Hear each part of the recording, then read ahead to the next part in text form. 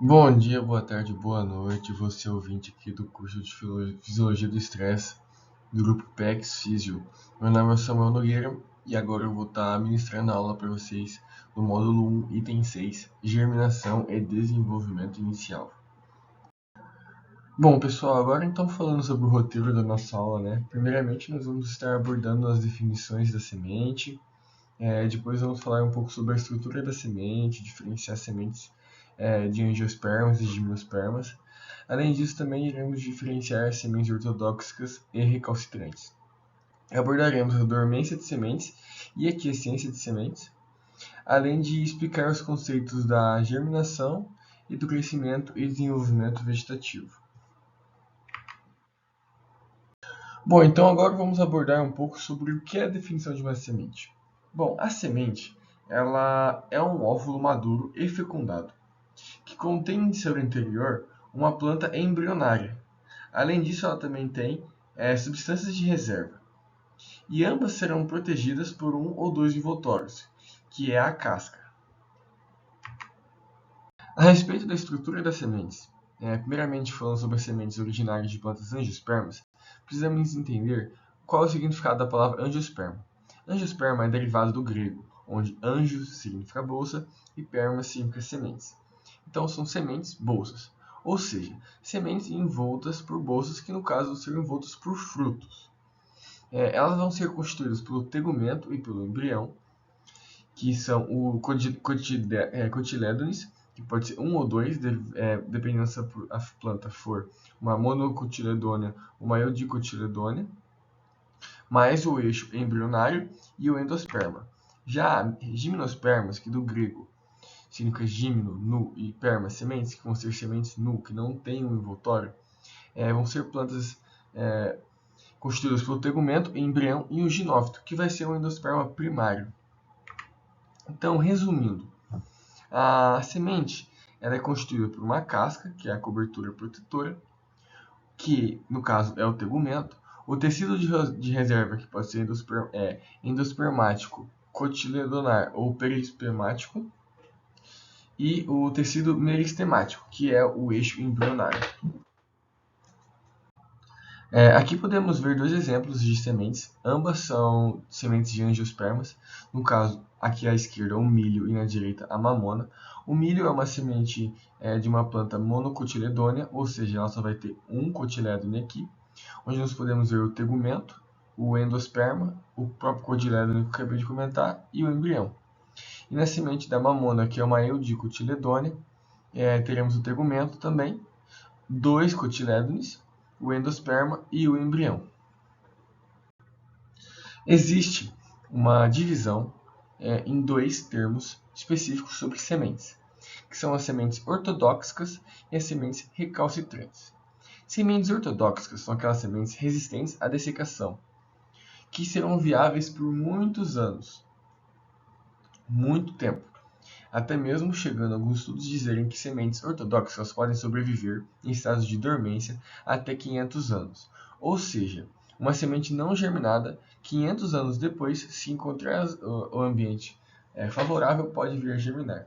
Já as sementes recalcitrantes são sensíveis à dessecação e têm uma viabilidade de dias a meses, podendo chegar a 2 anos, dependendo de algumas espécies. Mas como podemos ver, como o exemplo que eu citei acima, é um tempo muito menor.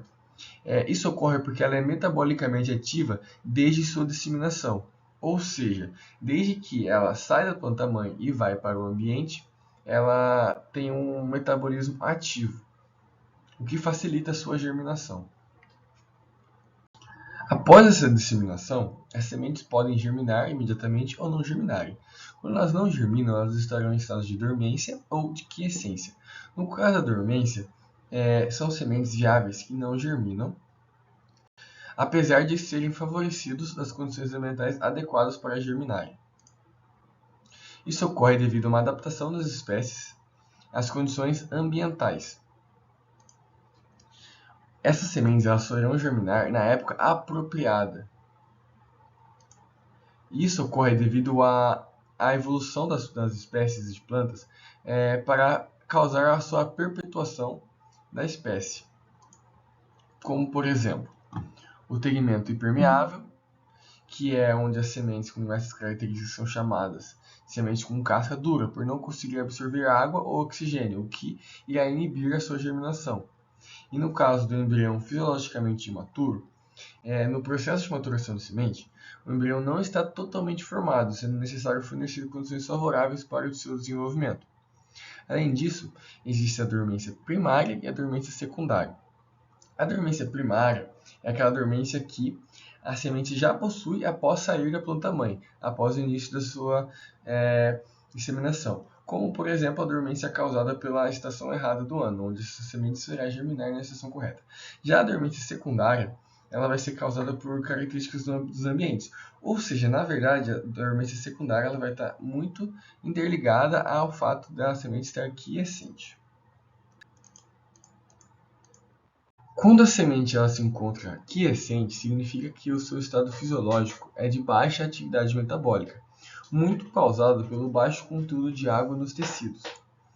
Essa germinação, essa quebra da quiescência da semente, só vai ocorrer em estados de condições favoráveis à sua germinação, como, por exemplo, uma hidratação adequada, uma aeração e uma temperatura adequada. Ou seja, como podemos ver, a quiescência é muito causada por fatores bióticos, ou seja, fatores relacionados ao ambiente. Bom, então, após a quebra da dormência ou da quiescência, irá ocorrer o processo de germinação, que é o período onde se inicia a absorção de água até o término com a emergência do eixo embrionário. Após a emergência do eixo embrionário, essa semente já estará germinada e estará dando início ao desenvolvimento inicial, tema que nós iremos discutir mais à frente na aula. Para ocorrer a germinação, existem algumas coisas que são requeridas, como, por exemplo, a água, uma temperatura adequada, oxigênio em quantidade adequada, uma frequência de luz adequada e quantidades de nitrato. Mas o fator mais preponderante é a água. Como podemos ver aqui nessa imagem, que é uma imagem muito interessante de um colega nosso da Apex Physio, que é o Rafael Carvalho, que fez um experimento. E esse experimento com a planta de berinjela, onde ele estava nessa imagem fazendo a análise da germinação das sementes da berinjela. Como podemos ver, aqui onde a semente já está com esse eixo embrionário totalmente germinado, essa aqui é a radícula, já acabou o processo de germinação e começou o desenvolvimento inicial, o estabelecimento inicial da planta. A germinação, todo o processo de germinação, ela pode ser dividida em 3 fases, onde a fase 1 é onde as sementes secas absorvem a água rapidamente pelo processo de embibição. Na fase 2, a absorção da água pela embibição declina e os processos metabólicos, incluindo a transcrição e redução, são reiniciados.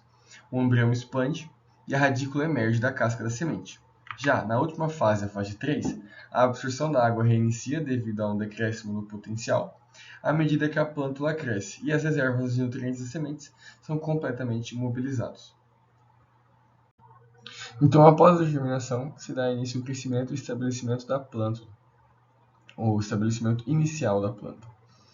Essa etapa ela é crucial para a sobrevivência e crescimento adequado e desenvolvimento subsequente dessa planta, pois é um período altamente suscetível a fatores bióticos e abióticos, os quais podem causar altas taxas de mortalidade aos vegetais, além também da diminuição do potencial de desenvolvimento que essa planta tinha em seu primórdio. Quando falamos da sua definição, existem algumas definições diferentes, como por exemplo a definição fisiológica agronômica e desenvolvimento. A definição fisiológica aborda essa etapa como a emergência das plântulas à exaustão das reservas. Já a definição agronômica é a partir do aparecimento da primeira folha. Já a definição do crescimento, do desenvolvimento, é o crescimento autossustentável desse vegetal.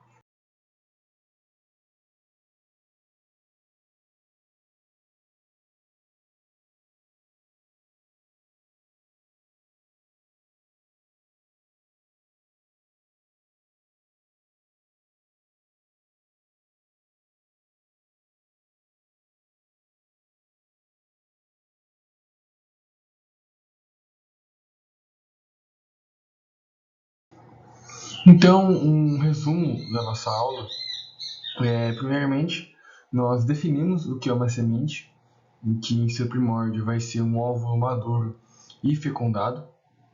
Também vimos aí a diferenciação de sementes derivadas de angiospermas e gimnospermas, de modo que as angiospermas são aquelas sementes que possuem um envoltório, que no caso é o fruto, e as gimnospermas são sementes nus que não possuem esse envoltório. Vimos também aí sobre as sementes ortodoxas, que são aquelas sementes que elas duram por vários e vários anos, aí por serem sementes secas. Já as sementes recalcitrantes aí, elas têm uma maior interação com a água e tendo aí uma durabilidade menor no ambiente, mas também com uma germinação mais favorecida. Também vimos a diferença de dormência e quiescência, de modo que a dormência é um fator intrínseco à semente, dada a sua formação, e a quiescência da semente já é interligada aí a fatores bióticos do tempo, do ambiente. E por fim, diferenciamos a germinação e estabelecimento inicial, aí onde a germinação vai até a etapa de protusão da radícula e o estabelecimento inicial em posterior a isso. E a aula termina aqui. Muito obrigado pela atenção.